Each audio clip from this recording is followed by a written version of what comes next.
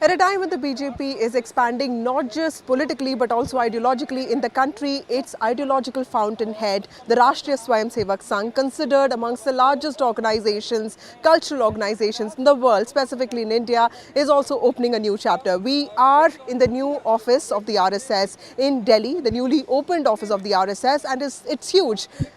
Spread across 4 acres, almost 5 lakh square feet. These three towers represent the new office of the RSS. It has around 300 rooms, and these are rooms for the visiting Pracharaks, visiting Swayamsevaks of the organization that is not just growing in its influence but also in its numbers and scale. These towers are called Sadhana, Prerna and Archana. There's also a small hospital that has been made for its people. There's in fact a library with 8,500 books that is also open for people. And if you look at this, RSS workers are telling us that the ethos of this place has not been altered. In fact, the Jhandewala Devi Mandir is still there, the saffron flags you see, and also the Hanuman temple, which existed since a long time, has also been reinstated. In fact, the Delhi office of the RSS came up in 1939, and it was named after Keshav Baliram Hedgewar, the founder of the RSS, somebody who started the organization in 1925 when the freedom struggle was peaking, and he came up with this idea of RSS. And in fact, this place is also called Keshav Kunj. In fact, the RSS has retained its old name.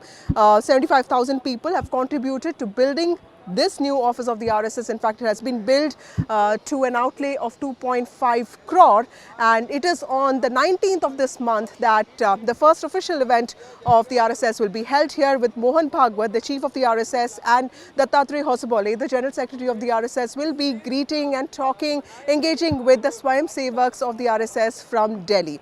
Well, this huge office with minimalistic furniture representing the ethos of the RSS, the austerity of the Pracharaks, also symbolizes not just RSS's growing influence in terms of ideology and footprint, but also says how powerful it is becoming in the imagination of people today. But let me show you around what the major elements of this office are.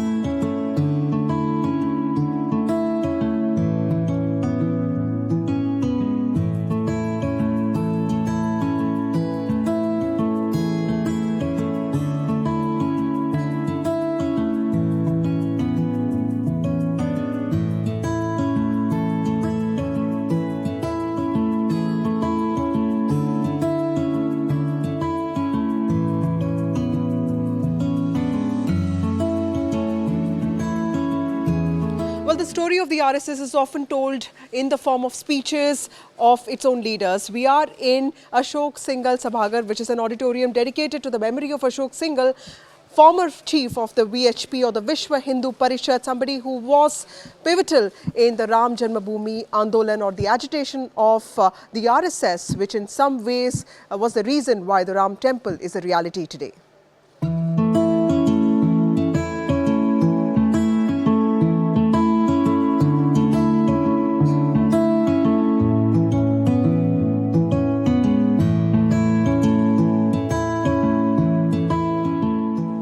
Socialism, Sarvodaya and Democracy, a book by Jayaprakash Narayan, somebody who played a pivotal role in the anti-emergency movement, something that also gave an impetus to the RSS. In fact, RSS workers were imprisoned, and RSS also opposed the emergency in 1975. These books of Jayaprakash Narayan, actually form a huge collection in the library of the RSS's new building. 8,500 books are here, and in fact, one of the highlights of this library is also the collection on different religions, including Indic religions of the country. There's a whole section on Sikhism. There is also writings by Indian authors on Islam and Christianity, and there's also a specific section on how Jainism started in India, grew in India, and the kind of writings that Jainism has. In fact, if you look at the collection, there are also writings by Ambedkar. There's also a decent section on Indian democracy, and more importantly, it has writings from Aurobindo Ghosh, Vivekananda, Veer Savarkar, and also Madan Mohan Malviya, the ideologues of the RSS, including Nanaji Deshmukh and Satsang Chalaks of the RSS, people who have headed the RSS at different points, the kind of reforms that they introduced for the organization. Well, the majestic building of the RSS, 3 towers spread across 4 acres, is also one way of the RSS trying to tell its story in the way it thinks it deserves.